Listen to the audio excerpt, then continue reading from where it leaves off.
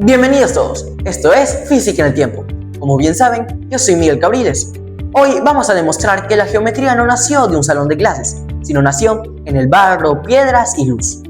En el día de hoy tenemos un invitado especial que vive literalmente entre siglos, el Dr. Cronos, quien vino directamente desde tiempos antiguos para hablar con nosotros.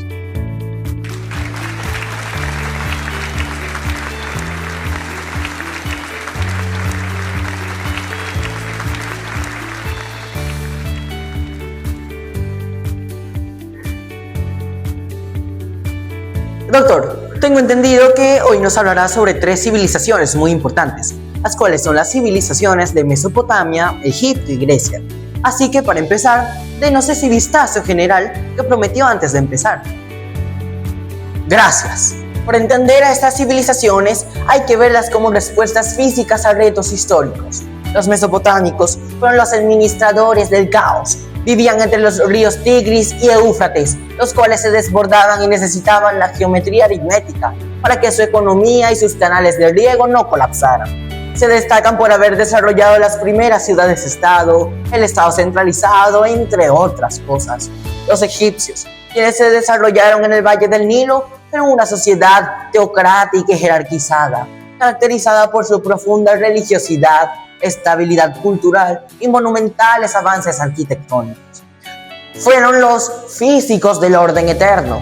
Para ellos, la geometría era la herramienta para que la masa y la gravedad de sus pirámides honraran a sus dioses por siempre. Y los griegos, ellos fueron los arquitectos del pensamiento puro. Tomaron la práctica del Oriente y lo transformaron en leyes universales, mediante la lógica y la observación del cosmos. Básicamente, pasamos de usar la medida para sobrevivir a usarla para comprender el universo. La civilización griega se destaca como uno de los pilares fundamentales del mundo occidental, caracterizada por un desarrollo intelectual y artístico que transformó la organización social de su época. Es fascinante. Empecemos con Mesopotamia. Doctor, en GHS estudiamos que eran grandes comerciantes, pero ¿cómo se traduce eso a la física? ¿Por qué les interesaba tanto los volúmenes y las áreas? Excelente pregunta. Imagina el contexto. Ciudades como Babilonia necesitaban recaudar impuestos. Para ello, los escribas calculaban áreas de terrenos agrícolas, muchas veces de forma trapezoidal.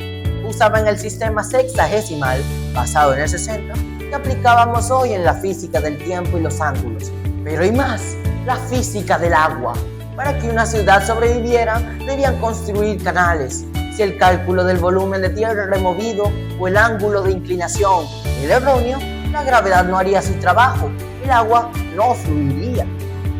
Entonces, una mala geometría significa una hambruna histórica. ¡Qué presión para los matemáticos de la época!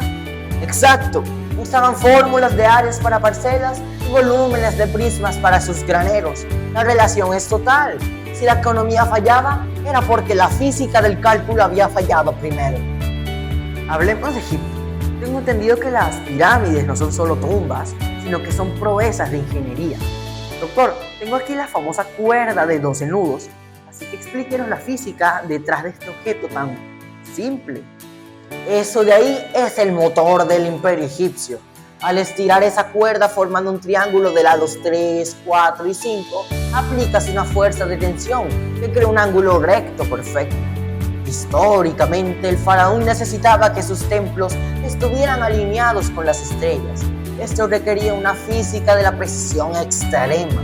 Al calcular el área de la base y el volumen de la pirámide, aseguraban que la masa de piedra caliza se distribuyera, de forma que la estructura no colapsara bajo su propio peso. ¿Y qué hay de la vigencia actual? ¿Seguimos usando esto? Por supuesto. Cada vez que un arquitecto usa un nivel o calcula la resistencia de materiales, está usando el legado egipcio. Ellos descubrieron que la geometría es la única forma de domar la gravedad. Sin esa relación entre el poder político del faraón y la densidad de la piedra, Egipto no hubiera durado 3000 años. Llegamos a mi parte favorita, Grecia. Aquí la geometría se vuelve filosófica. ¿Cómo cambió la polis griega nuestra forma de ver la física? Grecia introdujo la demostración. En su contexto histórico de debate y democracia, no bastaba con que una fórmula funcionara, había que probar por qué era verdad. Mira Aristóteles, él no usó una cinta métrica para medir la Tierra, usó la física óptica. Al observar que el Sol proyectaba sombras distintas en dos ciudades diferentes, aplicó geometría de ángulos para calcular la circunferencia del planeta. Es increíble pensar que con solo un palo y una sombra determinó el tamaño de la Tierra. Eso cambió la historia, tengo entendido, de la navegación y el comercio para siempre, ¿no? Absolutamente. Unió la curiosidad científica con la necesidad de exploración de su cultura. Los griegos nos enseñaron que la geometría es el lenguaje de la naturaleza. Arquímedes, por ejemplo, usó la geometría para entender la flotabilidad de los barcos y la fuerza de las palancas. La física dejó de ser una receta y se convirtió en una ley lógica universal. Doctor, ahora que veo nos queda poco tiempo, así que para cerrar, ¿cuál es el mensaje final para el público que esté viendo esto? Que no podemos separar la historia de la ciencia. Mesopotamia, Egipto y Grecia nos demostraron que para construir sociedades fuertes necesitamos entender las leyes físicas que rigen el espacio. Esa es la verdadera vigencia. Hoy vivimos en un mundo diseñado por los cálculos de hace 4000 años. ¡Qué gran cierre! Gracias, doctor. Y gracias a todos por sintonizarnos. Y para todo público, espero que hayan disfrutado de este viaje. ¡Hasta la próxima dimensión!